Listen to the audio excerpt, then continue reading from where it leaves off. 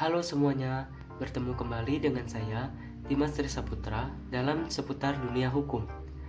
Pada video kali ini, saya akan sedikit membahas mengenai fungsi dan tujuan sistem peradilan pidana. Yuk, sama-sama kita simak pembahasannya.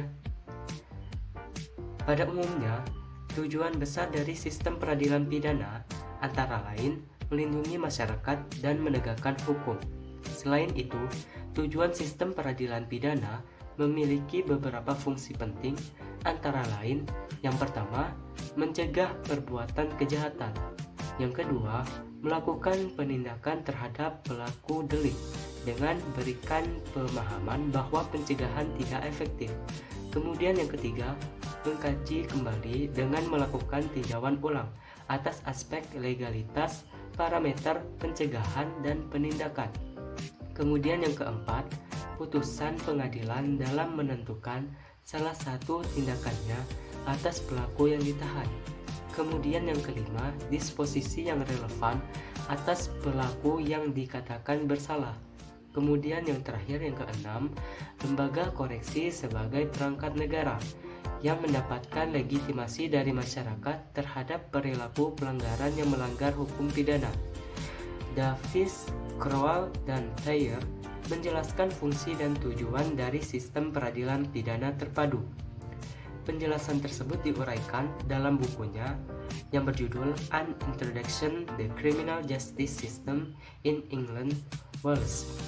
Yang pertama, perlindungan terhadap publik dengan mencegah dan menangkal kejahatan, serta merehabilitasi. Kemudian yang kedua, menanggulangi pelanggaran dengan melumpuhkan yang berpotensi mengancam masyarakat.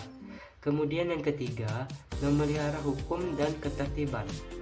Yang keempat, menghukum penjahat dengan memperhatikan prinsip hukum.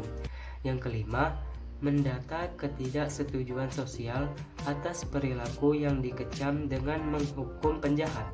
Keenam, memberikan perlindungan dan bimbingan kepada korban kejahatan.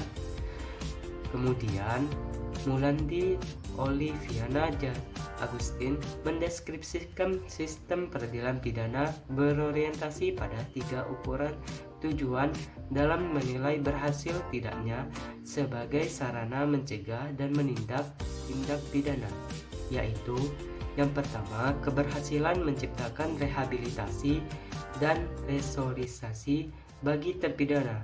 Kemudian yang kedua, keberhasilan mencegah timbulnya kejahatan. Dan yang ketiga, keberhasilan dalam menciptakan kesejahteraan sosial. Nah, lalu Marjono Rekso Diputro mencanangkan beberapa tujuan yang hendak dicapai sistem peradilan pidana. Yang pertama, melakukan upaya pencegahan masyarakat berpotensi menjadi korban kejahatan. Yang kedua, menuntaskan setiap perkara kejahatan sehingga terdapat tingkat kepuasan dari masyarakat karena telah ditegakkannya hukum terhadap si pelanggar pidana.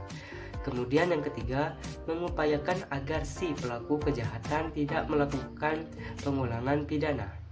Secara sederhana, tujuan sistem peradilan pidana dalam pemahaman Lobby Lockman bahwa pencapaian tujuan sistem peradilan pidana adalah berusaha untuk menghilangkan kejahatan atau bukan penjahatnya guna mencapai masyarakat yang terhindar dari kejahatan.